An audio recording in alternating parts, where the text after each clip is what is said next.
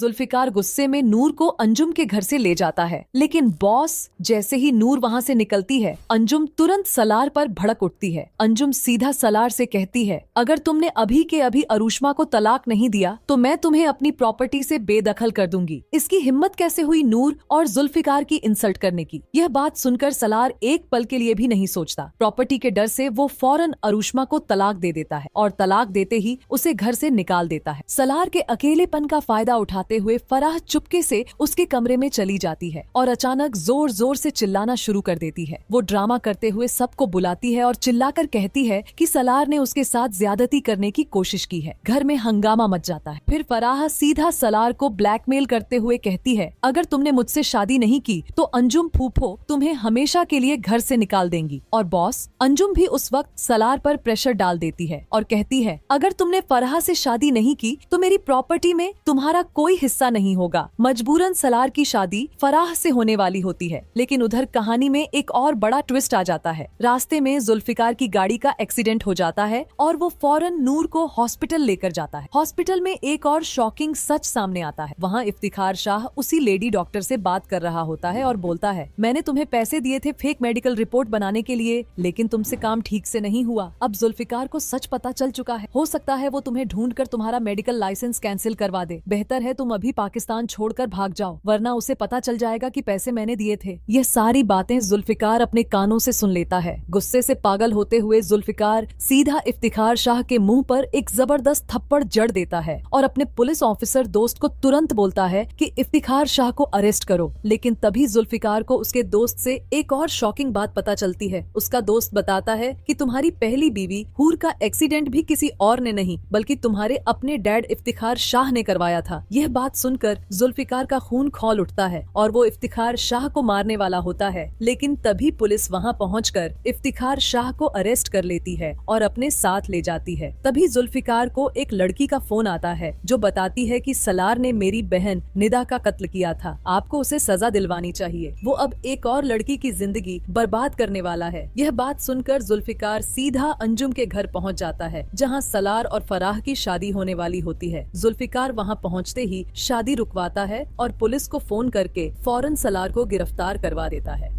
लेकिन तभी एक और बड़ा ट्विस्ट सामने आता है। जुल्फिकार को पता चलता है कि मारिया ने उसकी बीवी नूर का किडनैप कर लिया है। यह बात सुनते ही जुल्फिकार तुरंत नूर को ढूंढने के लिए निकल पड़ता है और मारिया की लोकेशन ट्रैक करवाता है। उसे पता चलता है कि मारिया इस वक्त अपने फार्म हाउस में है। जुल्फिकार पुलिस फोर्स के साथ मारिया को पकड़ने के लिए निकल पड़ता है, लेकिन मारिया भी चालाक निकलती है। जुल्फिकार के पहुंचने से पहले ही वो पाकिस्तान छोड़कर भागने के लिए अपनी फ्लाइट की टिकट्स बुक कर लेती है और एयरपोर्ट के लिए निकल जाती है। मगर बॉस जुल्फिकार भी पीछे हटने वाला नहीं होता।